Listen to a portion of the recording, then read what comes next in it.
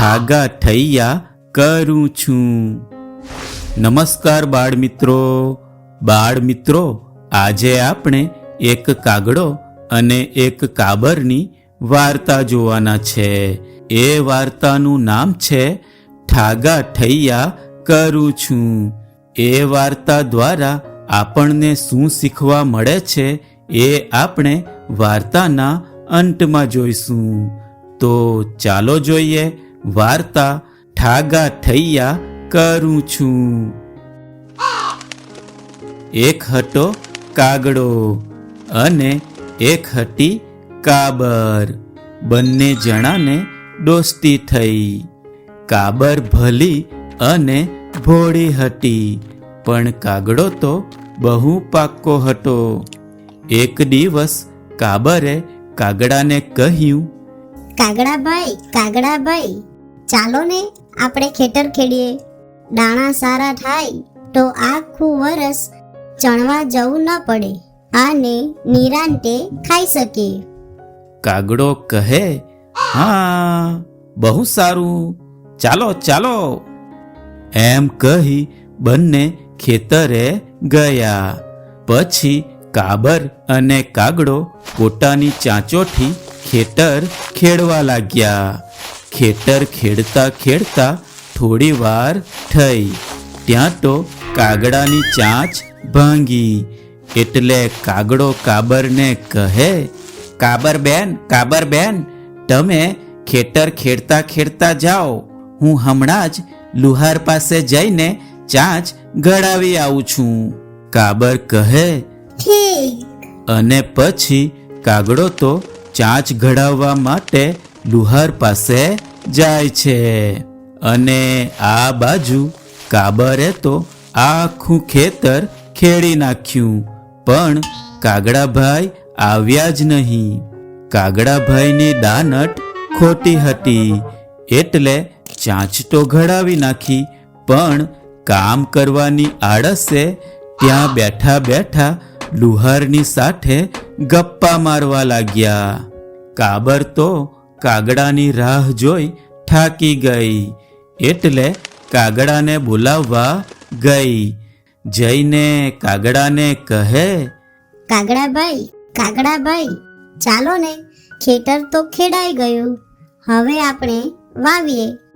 તો કાગડો કહે, ઠાગા ઠૈયા કરું છું, ચાંચુડી ઘડાવું છું, જાવ કાબરબેન આવું છું.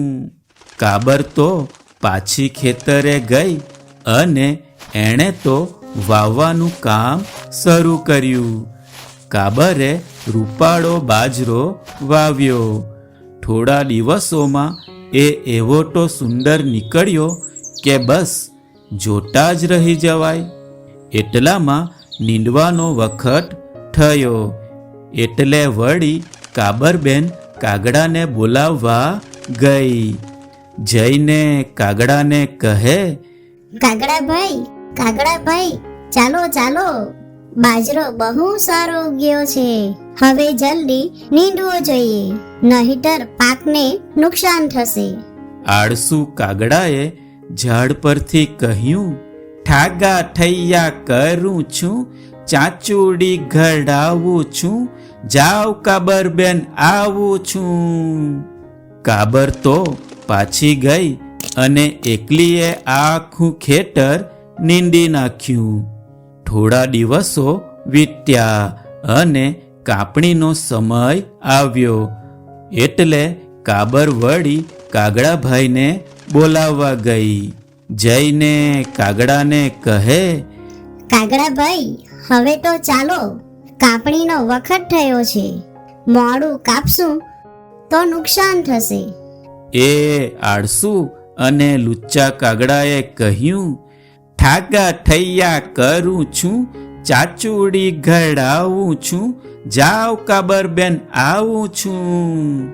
કાબરબેન તો નિરાશ થઈ પાછી ગઈ અને ખીજાઈને એકલીએ જ આખા ખેતરની કાપણી કરી નાખી. પછી તો કાબરે બાજરાના ડુંડામાંથી બાજરો કાઢ્યો અને એક બાજુએ બાજરાનો એક ઢગલો કર્યો અને બીજી બાજુએ એક મોટો ભૂસાનો ઢગલો કર્યો અને એ ભૂસાના ઢગલા ઉપર થોડો બાજરો પાથરી દીધો, જેથી બહારથી એ બાજરાનો જ ઢગલો લાગે. અને પછી તો કાગડાને બોલાવવા ગઈ. જઈને કહે, કાગડા ભાઈ, હવે તો ચાલશો ને? બાજરાના ઢગલા તૈયાર કર્યા છે, તમને ગમે તે ભાગ તમે રાખજો. વગર મહેનતે બાજરાનો ભાગ મળશે એ જાણી કાગડાભાઈ તો ફૂલાઈ ગયા. તેણે કાબરને કહ્યું, ચાલો બેન, તૈયાર જ છું, હવે ચાંચ બરાબર થઈ ગઈ છે. કાબર મનમાં બોલી, ખોટી દાનતના ફળ હવે બરાબર ચાખશો કાગડાભાઈ. પછી કાગડો અને કાબર ખેતરે આવ્યા. કાબર કહે, ભાઈ, તમને ગમે તે ઢગલો તમારો. કાગડાભાઈ તો મોટો ઢગલો લેવાને માટે ભૂસાવાળા ઢગલા ઉપર જઈને બેઠા. પણ જ્યાં બેસવા જાય ત્યાં ભાઈ સાહેબના પગ ભૂસામાં ખૂટી ગયા અને આંખમાં, કાનમાં ને મોઢામાં બધે ભૂસા ભરાઈ ગયા. કાગડાભાઈ તો ભૂસામાં એવા ભરાઈ ગયા કે બહાર નીકળી જ નહીં શક્યા.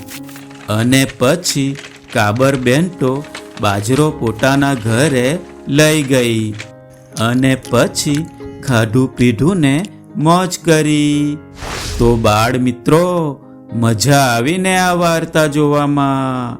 બાળ મિત્રો, આ વાર્તા ઉપરથી આપણને શીખવા મળે છે કે આળસુ બનીને મફતનું મેળવવાનો પ્રયત્ન કરવો જોઈએ નહીં, પણ મહેનત કરીને મેળવવું જોઈએ. આપણે વાર્તામાં જોયું કે કાબર અને કાગડાએ સાથે મળીને ખેતર ખેડી દાણા પકવવાનું નક્કી કર્યું હતું. પણ આળસુ કાગડો તો જ્યારે કામનો સમય આવે ત્યારે પોતાની ચાંચ ઘડાઈ ગઈ હોવા છતાં પણ કાબરને ચાંચ ઘડાવવાનું બહાનું બતાવીને કામથી બચતો રહે છે અને કાબર પર કામ કરાવતો રહે છે. પણ જ્યારે મફતમાં બાજરાનો ઢગલો મેળવવા માટે જાય છે ત્યારે કાબરબેન કાગડાને બરાબરનો પાઠ ભણાવે છે. તેથી બાળ મિત્રો, આપણે આળસુ કાગડાની જેમ લુચ્ચાઈ કરીને મફતનું મેળવવાના ચક્કરમાં પડવું જોઈએ નહીં, પણ કાબરની જેમ મહેનત કરીને મેળવવું જોઈએ. બરાબર? તો આવજો બાળ મિત્રો, ફરી મળીશું એક નવી વાર્તા સાથે. આવજો. સબસ્ક્રાઇબ કરો આપણી ચેનલ નાવડીને અને જુઓ સુંદર મજાની વાર્તાઓ.